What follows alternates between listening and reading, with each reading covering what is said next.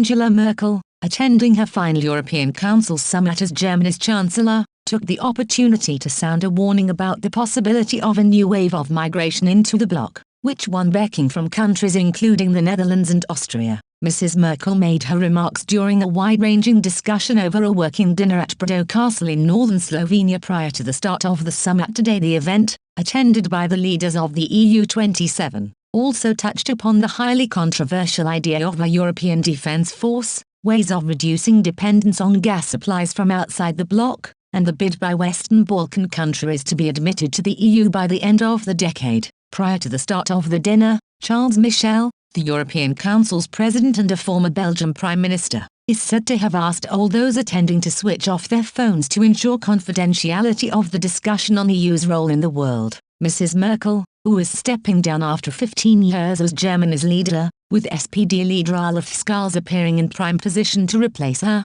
broached the subject of migration, more than 5 years after she controversially allowed more than 1 million people to settle in Germany. On that occasion she said the decision by Germany and Austria to accept migrants, most of them Syrian, who were stranded in Hungary was a humanitarian imperative. However, she last night warned her fellow leaders new solutions would be required with further migration into Europe inevitable. Both Austrian Prime Minister Sebastian Kurz and Dutch counterpart Mark Rutte echoed her sentiments. The Council agreed to address the issue of the border-free Schengen area once the European Commission has presented proposals in November, Politico reported. The dinner also exposed divisions on the subject of defense, with Latvia's Prime Minister Krišjānis Kariņš reportedly declaring the EU-NATO alliance, the transatlantic alliance, is a very important aspect which should not in any way be compromised. After the dinner, Mr. Rutte said, "Of course, this is a debate among the 27 without a clear paper from the European Commission,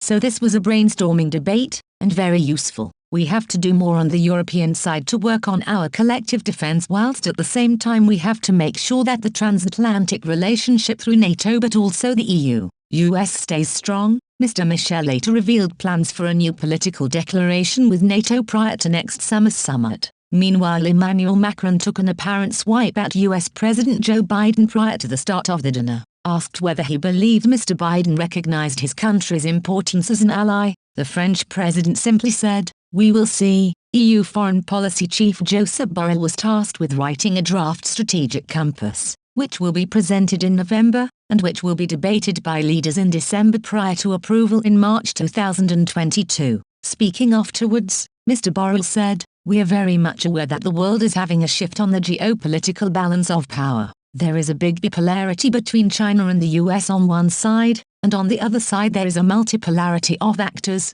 and Europeans have to act. Europeans have to create a common strategic culture, to share the challenges they are facing, and that's what the strategic compass is about." On the subject of energy supplies, Spain's Prime Minister Pedro Sanchez unveiled a joint statement also signed by France, the Czech Republic, Greece and Romania, which called for a probe into the EU gas market with the aim of reducing European dependency on gas exporting countries as fast as possible. They also floated the idea of joint gas purchases to increase EU leverage, with the proposal coming hours after President Ursula von der Leyen confirmed the EU was looking to establish a joint strategic gas reserve. Slovenia's Prime Minister Janez Janša also renewed his calls for all 6 Western Balkan countries, Albania, Bosnia and Herzegovina, North Macedonia, Montenegro, Serbia, Kosovo, to be admitted to the EU by 2030. The issue was the subject of an intense disagreement in 2019 after Mr. Macron vetoed proposals to admit Albania and North Macedonia.